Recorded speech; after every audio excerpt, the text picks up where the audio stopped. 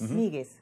Pero no lleva el acento, no lleva la tilde. Sí. De hecho, mi papá no lo ponía, pero yo lo pongo para que la gente lo pueda leer más fácilmente. Claro, pero es que es una palabra grave, tiene que tener el acento porque termina en Z. Debería ser así, pero Claro. bueno, mi papá no lo hacía. Es como Por un tiempo eso lo respeté. En los portugueses no. Los portugueses es con S. Exacto, En el pero lado ahí no portugués lleva generalmente acento. tiene una S. Chicos, pero estamos en una clase de gramática. Pero por supuesto. Dios mío, Y lingüística, la idea es filología. hablar sobre señorita y madame. Eso. Es harto conocido la rivalidad, ¿verdad?, comercial entre dos famosísimas marcas, como es Helena Rubinstein y también Elizabeth Arden. Entonces, tenemos entendido que este es el tema principal de la obra. Tú representas a Helena y tú representas... Yo soy la Arden. No. Tú no eres la Arden. La No, Arden yo soy- No, yo él hago es varios muchos personajes. personajes. tú eres, pero- por ejemplo, Revlon. Ese es uno de los que soy. Exactamente. ¿Y Steve Lauder?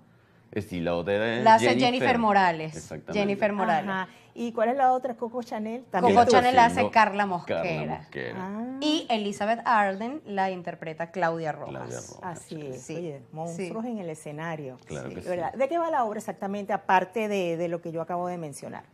Mira, podríamos decir que es como un biopic, ¿no? Te estás contando la vida de Helena y de Elizabeth, y eso tiene que ver con toda la historia que viven, la Primera Guerra Mundial, la Segunda Guerra Mundial, el papel de la mujer en la historia. La ¿no? depresión. Sí, La depresión. La depresión económica, Sí, ¿no? la depresión del recesión, 29. exactamente, todo está presente. Y el surgimiento de nuevas marcas y esa lucha comercial que pasa por encima de las guerras mundiales. Absolutamente. Porque lo que les interesa es pues el rédito y la lucha con el otro, ¿no? Ser el más grande. Sí, es la competencia.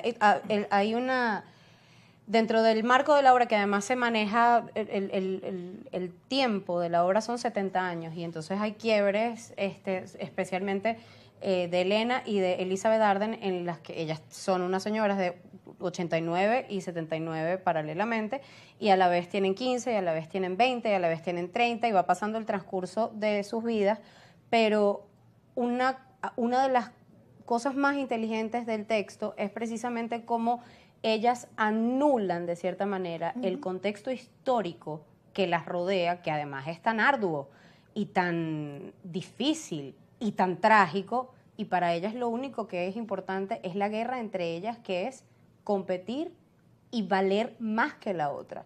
Entonces hay unas frases que son muy cómicas en la obra que dice: "Ay, bueno, ya se acabó la guerra. ¿Se murió Helena?". No, se acabó la Segunda Guerra Mundial, mi amor, la Primera Guerra Mundial. Se acabó la guerra, qué alivio.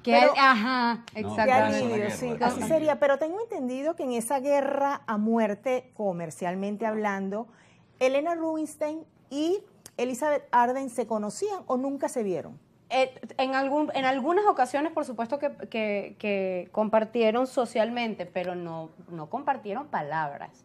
O sea, no fueron unas mujeres no que... cruzaron palabras en algún momento. No. Evidentemente, en cualquier pasarela, en cualquier evento, sobre todo en esa época que el jet set era mucho más, no solo más exclusivo, sino muchísimo más visual. La gente se vanagloriaba de todo el dinero que tenía, de todo el poder que tenía, y hacían unas reuniones bastante ostentosas, y por supuesto que en algún momento se tuvieron que haber visto, pero de ahí a compartir no pasó. No hay Porque registro, al menos. no hay registro, no hay registro de eso. Yo investigué bastante sobre Helena Rubinstein, y claro, como Helena Rubinstein era mayor que Elizabeth Arden, ella siempre fue considerada, por supuesto, la original, y hay un cierto garbo y una cierta exclusividad que ella conserva, por lo menos esto es lo que le trabajé a ese personaje, que es una exquisitez que no posee esta, que es una copia. Entonces veo, por lo menos en la ficción, lo veo muy lejano que hayan dialogado, Claro. que hayan dicho cosas, porque además era cuchillo para su propio pescuezo. Te digo algo y me lo robas. Ajá, y retomo, en esa rivalidad, y explícamelo tú, se tiraban unas a otras, ¿no?, sus puntas con los productos que sacaban al mercado. Pero Helena Rubinstein tenía como una inclinación científica. Sí, claro que sí. ¿Cómo es Elizabeth también, Elizabeth Arden también. Lo que pasa es que cuando Helena Rubinstein nace en Polonia, nace en Cracovia. Uy, caramba. En las afueras de Cracovia. Entonces, a los 20 y pico de años la mandan a Australia.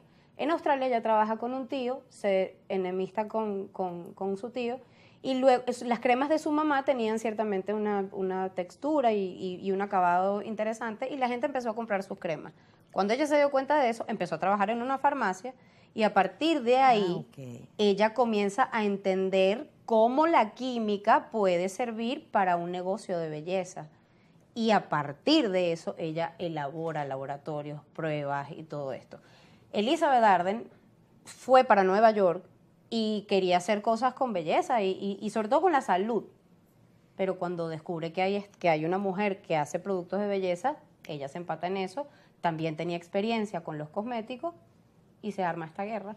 Sí, en tu caso, Alejandro, que interpretas entre otros a Revlon, formas parte de la misma generación de Elena y de la otra niña, Elizabeth. No, es una otra generación niña. posterior. Somos la competencia que tomó el poder que ellas dejaron. Claro, Sí. junto con Coco Chanel y Estée Lauder. Con No, Estée Lauder. con Estée Lauder, porque Coco Chanel sí Coco forma Chanel. parte del contexto histórico de Elizabeth y de Elena. Sí. Ahora, esta pregunta sería para el director de la obra, ¿no? Que es Andrés Moros. Pero ¿cómo entrelazar esas distintas generaciones y su visión de la belleza y de la cosmética? Con rompimientos actorales en escena, porque no hay tiempo, estamos siempre en escena. Sí, pero además eso viene planteado por el texto es muy dinámico en ello, ¿no? O sea, porque además está contando la historia, pero someramente, ¿verdad? Y asomando entonces estas personalidades que te generan mucha curiosidad. A mí me llama la atención que mi hermana fue a ver la obra, Ajá. entonces al salir me decía que te quedas con ganas de investigar ahora la vida de estas señoras, Sí. ¿no? Y esta gente. Porque claro, te lanzan un montón de información rápidamente, pero estás metido en la En la pugna, situación, sí, ajá. en la lucha entre ellas, en las puntas que se lanzan, en el producto que le roban a la otra. Y en está el hecho- absurdo de la situación, además. Porque además está todo exagerado hasta un punto que se vuelve muy cómico, ¿sí? O sea, nos vamos a reír porque yo vi un espacio pequeñito de la obra, una Sí. publicación, y eso era risa y risa. Realmente es una comedia. Cuando al leerla, claro, sí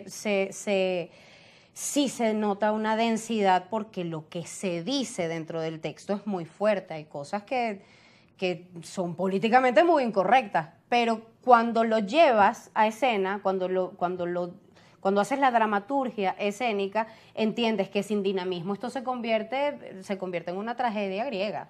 Y está muy bien escrito en ese Sí. sentido, es como un sitcom.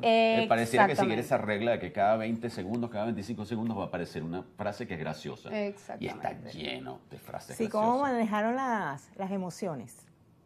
Que te lo diga él, porque yo estuve muy conflictuada hasta hace media hora.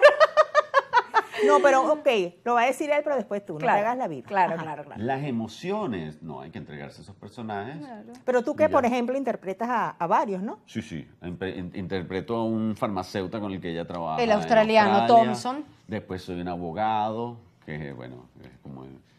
Sí, sí, un señor muy gracioso. No lo digas, no lo Es digas. un señor muy... Además que aparece, realmente el abogado está no más de 3 minutos en escena, pero te acuerdas del abogado porque es Claro, glorioso. nunca me Pero había mira- vestido tanto por un Ajá. personaje tan rápido. Claro, y Revlon, No, Revlon, también hace sí. a Titus, Que es el primer esposo el de- primer esposo de Elena, y también hace a Louis, que es el primer esposo de Elizabeth Arden, y luego hace a Revlon. wow, Sí, ¿cómo sí. hiciste tú con cambiar la personalidad de un personaje de aquí a allá? Mira, para eso tenemos a Gabriela Montilla que nos pone 700 piezas de vestuario. O sea, el vestuario de esta obra es más grande que todos los actores. Pero totalmente. Ocupa sin duda más espacio. Pero masa que muchísimo nosotros. más espacio, sí, sí, sí. Claro, sí. porque estamos todo el tiempo cambiando chaquetas, camisas, pantalones. Yo cambio todo el... Muy pero a dinámica cada la rato. obra, sí. Y no solo, Absolutamente. ojo, y no solo para los personajes, que evidentemente tienen que estar distinguidos, sino para los personajes y para marcar las épocas. Así es. Porque la primera que entra a escena es Elena, luego viene Elizabeth, luego viene Elena,